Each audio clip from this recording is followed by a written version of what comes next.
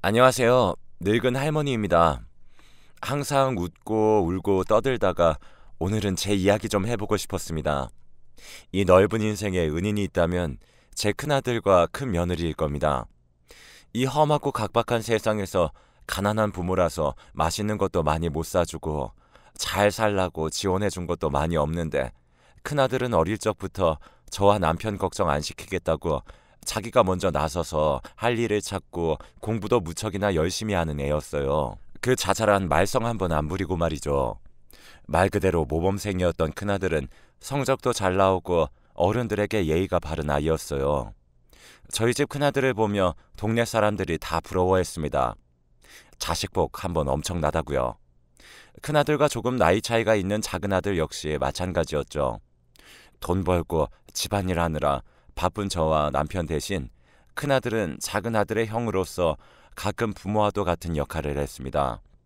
늦게까지 남의 집에서 삭바늘질하고 아픈 무릎과 어깨 움켜쥐고 집으로 돌아오는데 그 밤늦은 시간에 사내 녀석들이 고사리 같은 손으로 설거지하고 있는 걸 처음 봤을 때 참 고마우면서도 가슴이 찢어지는 것 같았죠. 우리가 잘 살았다면 내 자식들이 이렇게 가난하게 살지 않아도 됐을 텐데 하고 말이죠. 어머니, 어디 아픈 것은 없어요? 병원은 안 가봐도 돼요? 조금이라도 몸 안 좋으시면 바로 말씀하셔야 해요.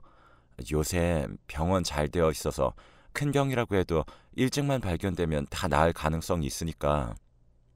그렇게 인성 좋게 성품 좋게 자란 두 아들은 어른이 되어서도 전혀 변한 것 하나 없었어요. 각자 좋은 한 해 만나 결혼한 뒤에도 아들 녀석들은 꾸준히 저에게 안부 전화를 걸고 제 건강도 신경 써주고 넉넉하게 용돈도 쥐어주었습니다. 너네 먹고 살기도 바쁜데 이렇게 용돈 많이 안 줘도 된다. 나같이 늙은 사람이 용돈 많이 받아봤자 할 게 뭐 있겠니? 아이 키우느라 돈 들어갈 때도 많을 텐데. 늙은 어미 부양한다고 아들놈들이 고생하는 것 같아서 괜찮다고 어차피 쓸 것도 없으니 용돈 많이 안 줘도 된다고 해도 저에게 왜 그런 걸 신경 쓰냐며 그동안 자기들 키워준 부모에게 이 정도 용돈 드리는 건 당연하다며 개의치 않아도 된다는 아들 녀석들을 보면서 언제나 큰 위안을 얻고 살았습니다. 특히나 큰애들은 제 남편이 먼저 하늘나라로 가고 나서 혼자 남은 제가 신경 쓰인다며 먼저 함께 살자고 제안까지 해줬죠. 처음 그 말을 들었을 때 당연히 큰아들이 어떤 마음으로 해준 이야기인지 고마운 마음이 컸지만 아무래도 며느리가 신경 쓰이지 않을 수 없었어요. 며느리가 평소에 제게 눈치를 준다던가 하는 건 전혀 아니었습니다. 오히려 명절 때나 제 생일 때 며느리를 보면 언제나 저에게 먼저 다가와서는 어머님 잘 지내셨어요? 라며 살갑게 말붙이는 며느리였어요. 오히려 그런 며느리였기 때문에 괜히 저 때문에 신경 쓸 거리를 하나 늘려주고 싶지 않았던 거고요. 그런데 아들이 그러더군요. 저와 같이 살자고 제안한 게 자기가 아니라 며느리가 먼저였다고요. 아내가 그랬어요. 어머니 혼자 계시는 게 자꾸 마음에 걸린다고요. 안 그래도 저도 자꾸 어머니 생각나서 조심스럽게 이야기나 꺼내볼까 했는데 마침 그렇게 얘기해 주니까 저도 엄청 고마웠죠. 그러니까 어머니도 너무 신경 쓰지 않아도 돼요. 제 와이프가 먼저 괜찮다고 한 일이니까. 요즘 세상에 자기가 먼저 시어머님 모시자고 이야기하는 며느리가 어디 있습니까? 아무리 시어머니가 별다른 행동 안 한다고 해도 남의 집 어른을 모신다는 게 쉽지 않잖아요. 그런데 그런 어려우면서도 번거로울 법한 일을 선뜻 해주겠다고 말하다니 아마 며느리의 배려가 아니었으면 저는 아들네 집에서 살 생각은 아예 꿈에도 하지 않았을 겁니다. 그렇게 저는 큰아들과 며느리와 둘의 집에서 10년을 넘게 함께 살았어요. 며느리와 아들은 저보고 편하게 집에 있어도 된다고 집안일은 자기들이 하면 된다고 이야기했지만 그래도 얹혀 사는 입장에서 자식이랑 며느리와 함께 사는데 아무것도 안 하고 있을 수가 없었습니다.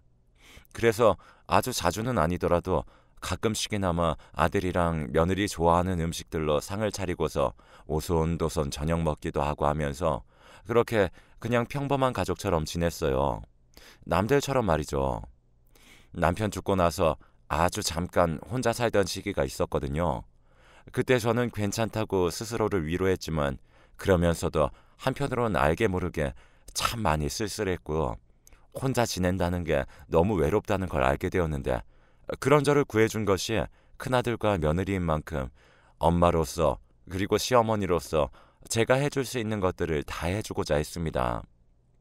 하지만 작년에 너무나 큰 문제가 발생하게 되었습니다. 제가 집에 온 지 5년이 되던 해부터 아들과 며느리는 둘 다 다니던 직장을 그만두고 함께 사업을 시작했는데 그 사업이 생각보다 괜찮게 진행되면서 둘 다 적지 않은 돈을 벌어들이고 있었어요. 오히려 일을 다닐 때보다도 수입이 더 나았죠. 그런데 작년에 코로나가 오면서 대부분의 자영업자들이 큰 타격을 맞았잖아요. 저희 아들과 며느리 역시 예외가 아니었죠. 매출은 순식간에 반의 반토막이 나고 다른 집들에 비해 여유롭게 살았던 아들과 며느리는 졸지에 공과금 내는 것도 벌벌 떨어야 할 정도로 돈에 쪼들리며 살게 되었습니다. 차라리 아들과 며느리가 자식들이 없는 홀몸이었다면 이렇게까지 힘들진 않았을 거예요. 하지만 문제는 아들과 며느리에게 있는 자식들만 셋이었다는 점입니다. 어머니, 이번에 저희 사정이 많이 안 좋아져서 지금보다 작은 집으로 이사 가야 할 것 같아요. 어머님이 많이 번거롭고 힘드시겠지만 조금만 참아주세요. 아휴, 내가 번거롭고 힘들 게 뭐가 있냐. 당장 돈 걱정해야 하는 너네랑 손주들이 문제지. 난 어디 가도 상관없으니까 너무 신경 쓰지 말아라. 우리나라에서 자식 하나 키우는 것도 버거운데 자식을 셋이나 키워야 하는 아들과 며느리는 얼마나 더 큰 부담이 있었겠습니까? 차라리 자식들 중 한 놈이라도 성인이라 자기 밥벌이라도 하고 있었으면 괜찮을 겁니다. 하지만 하필 3명 모두가 고등학생이었고 학원이며 과외며 요새 다른 학생들처럼 이것저것 배우는 것들이 많았기 때문에 돈 들어갈 구석을 아무리 줄여도 한계가 있었어요. 결국 아들 부부는 지금보다 훨씬 작은 집으로 이사를 갔고 저를 포함해 무려 6명이서 거의 반 이상 크기가 줄어든 집에서 복작복작하게 생활을 했습니다. 아들과 며느리는 어떻게든 돈을 끌어와 보겠다고 밤늦은 시간까지 바쁘게 움직였고 저는 대신 집에서 손주 녀석들을 돌봤죠. 제가 해줄 수 있는 게 있다면 좋으련만 또 부모로서 너무나 미안해지는 순간이었습니다. 아들과 며느리는 자기 없을 때 아들들을 봐주는 것만으로도 고맙다고 충분히 도움된다고 이야기했지만 결국 아들의 사정이 나아지지 않으면 저는 그렇다 치고 아들과 며느리 그리고 손주들도 계속해서 고생해야 하는데 그걸 그저 가만히 지켜볼 수밖에 없다는 것이 너무나 통탄스러웠습니다. 엄마랑 아빠가 힘들게 일하고 있는 만큼 너희도 열심히 공부해야 한다. 알았지?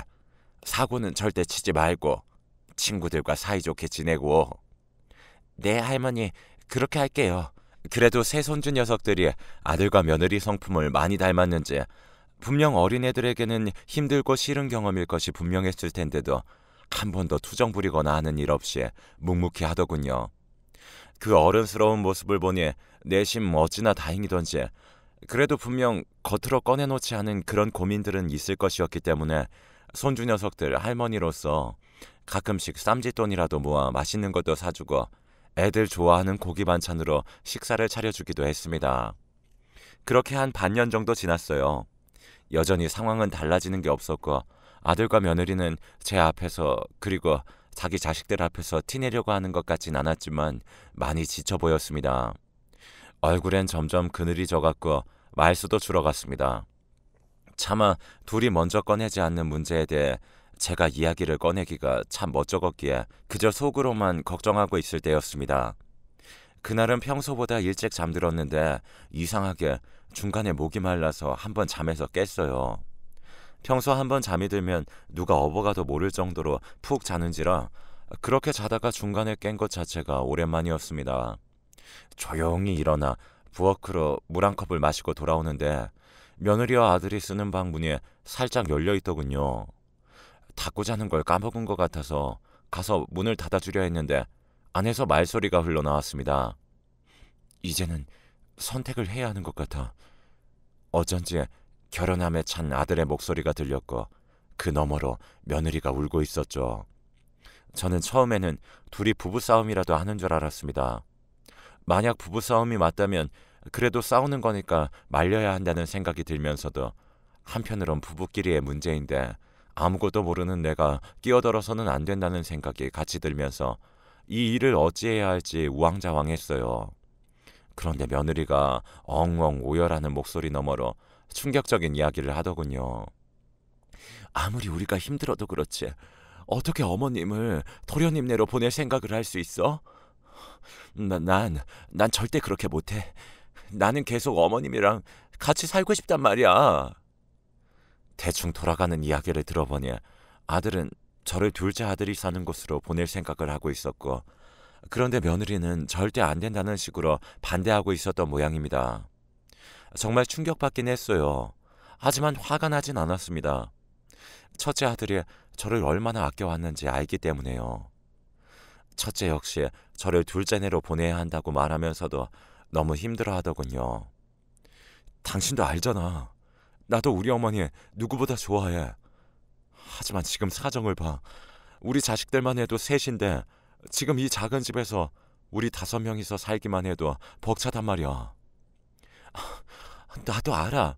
하지만 지금까지 어머님이랑 같이 잘 살아왔잖아. 그런데 어떻게 이렇게 갑자기 도련님네로 보낸다고 할 수가 있어? 형편상 어머님 모시는 게 힘들다는 걸 내가 모르는 게 아니잖아. 우리 지금까지 그래왔던 것처럼 나 어머님이랑 잘 살 수 있을 거야. 지금까지도 힘들게 버텨왔던 거야. 이젠 정말 한계야. 우리가 어머님 모신 지 벌써 10년 된 거 알아? 너무 죄송스러운 말씀이지만 10년이나 모셨으면 우린 할 만큼 했어. 그것도 이렇게 어려운 상황 속에서. 나도 어머니가 싫어서 어머니를 둘째 녀석에게 보낸다고 하는 게 아니야. 냉정하게 우리 형편 봤을 때 자식 3명 키우면서 어머니까지 모시기 힘들기 때문이야. 어머니랑 영영 따로 살겠다는 것도 아니고 우리 사정 괜찮아지면 그때 다시 모셔오자.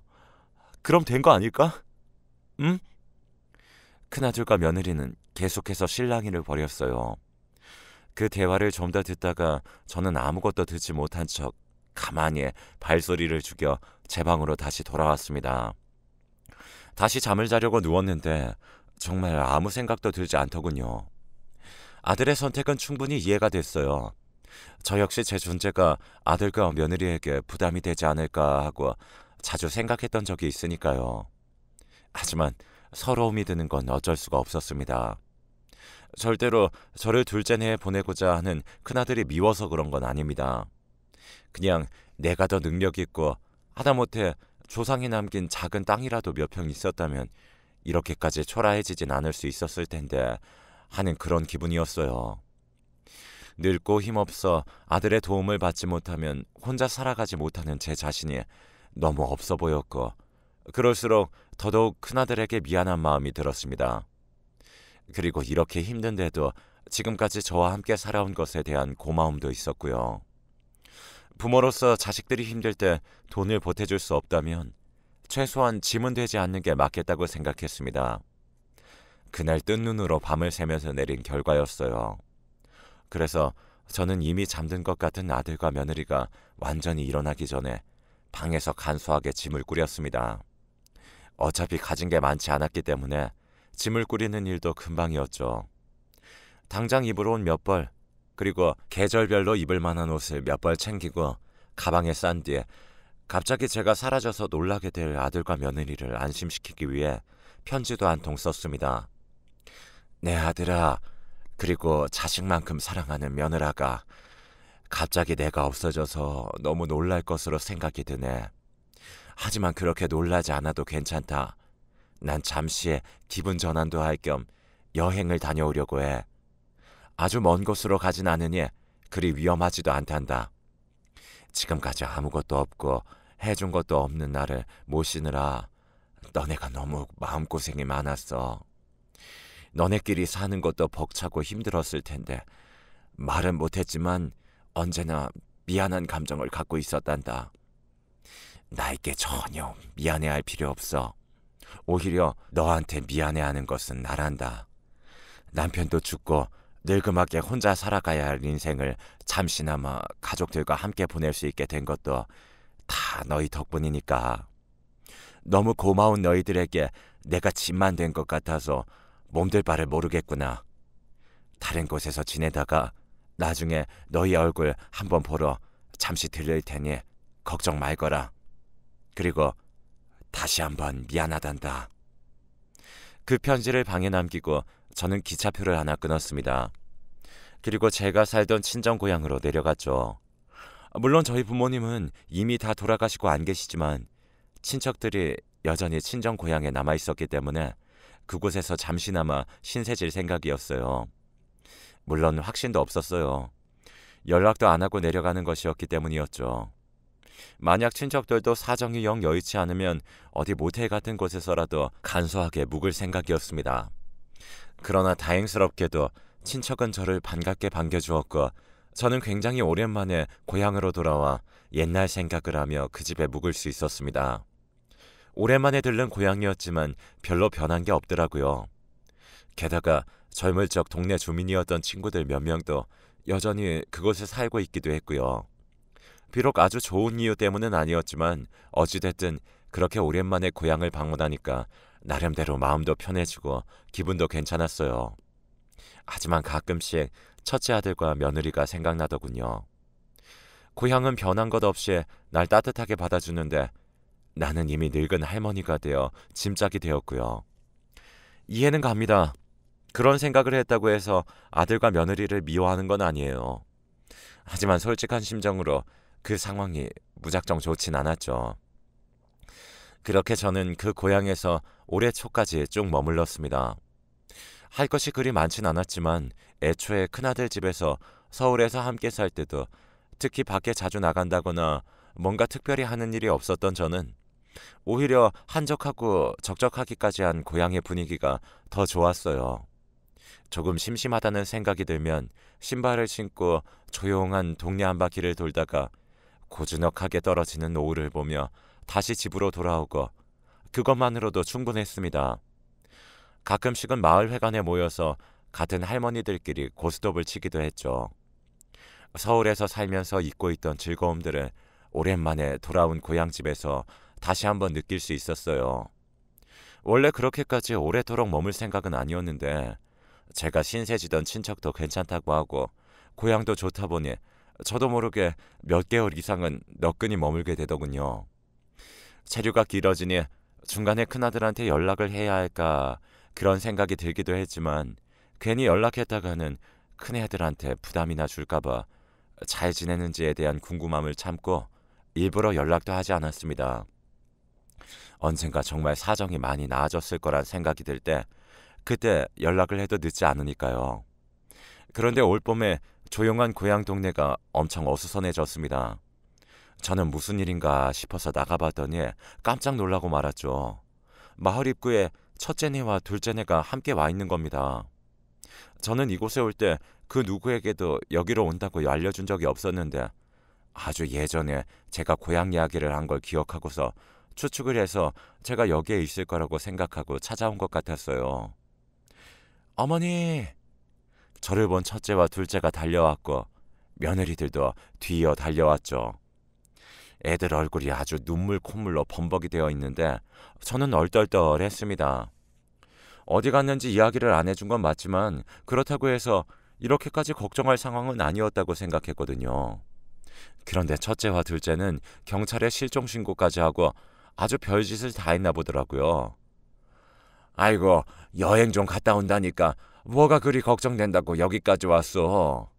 아니, 어머니가 그런 편지를 남기고 나갔는데 어떻게 제가 가만히 있어요. 특히 저와 함께 살던 첫째가 너무 펑펑 울더군요. 며느리도 눈물을 그렁그렁 해가지고는 어머님, 다시는 이러지 마세요. 라는데 저는 그저 가만히 며느리 손을 잡아줬습니다. 그러자 첫째가 무척 놀라운 이야기를 하나 꺼냈어요. 코로나 때문에 사업이 거의 망하고 줄어든 수입에 빚까지 있어 여러모로 힘들었던 첫째네를 둘째네가 도와준 모양이었습니다. 몰랐는데 둘째네가 그동안 일한 걸로 돈을 좀 벌어서 모아놓은 돈이 꽤 있었던 모양이더라고요. 그러다가 우연히 첫째 사정을 알게 된 둘째가 첫째에게 전화해서는 형, 지금까지 어머님 모시느라 고생했어. 빚은 걱정 마. 내가 갚아줄 테니까. 라며 그 많던 빚을 둘째가 싹 다 갚아줬다고 했습니다. 그 덕분에 첫째와 첫째 며느리는 다시 힘을 내서 사업을 살리기 위해 좀 더 집중적으로 노력할 수 있었고, 그 결과 예상보다 빠르게 회복되고 둘째 아들이 돈을 보태준 덕에 예전에 살던 곳만큼 큰 집을 계약할 수 있게 된 겁니다. 어머니, 그날 밤에 저희가 한 이야기 들으신 거죠? 죄송해요. 정말 죄송해요. 어머님도 계시는 집에서 그런 얘기하면 안 됐는데, 아니, 애초에 그런 생각하면 안 되는 거였는데, 어머님이 그동안 저희한테 잘해주신 거 그 누구보다 잘 알고 있던 저희가 너무 나쁜 사람이었어요. 정말 죄송해요, 어머니. 어머니, 제가 불효자식입니다. 자식이면서 제 아내보다도 못했어요. 그동안 절 힘들게 키워준 어머니께 보답할 생각도 안 하고 당장 저 힘들다고 어머니를 둘째한테 맡길 생각을 하고 있었어요. 어머니가 저를 미워해도 할 말이 없어요. 너무 죄송해요. 정말 죄송합니다, 어머니. 아니다.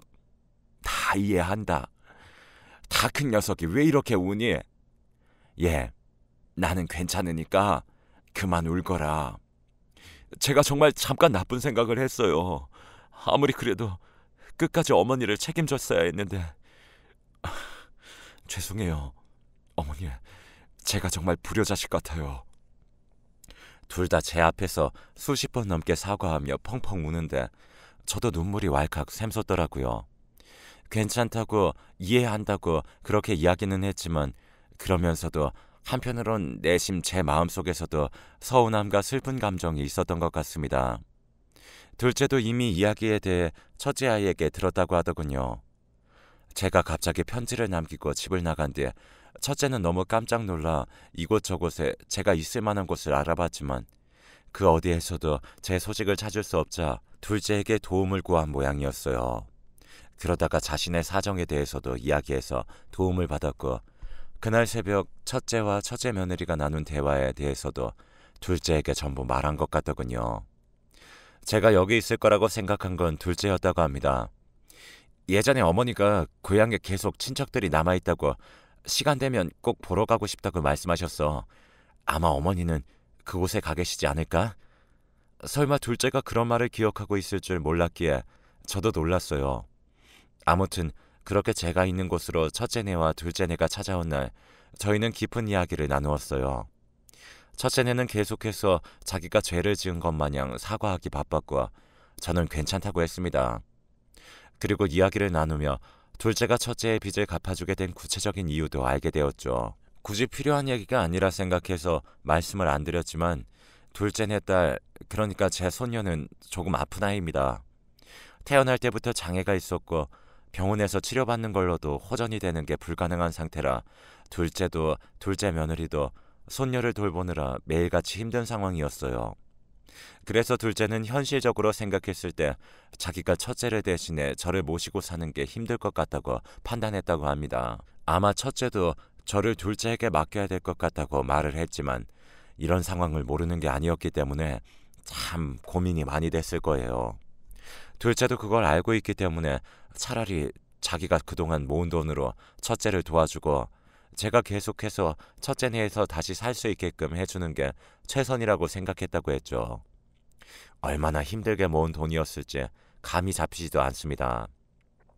둘째는 어떤 돈이라고 말은 하지 않았지만 이건 분명 아픈 손녀를 어떻게든 치료하기 위해 둘째와 둘째 며느리가 지금껏 고생해서 번 돈일 거예요.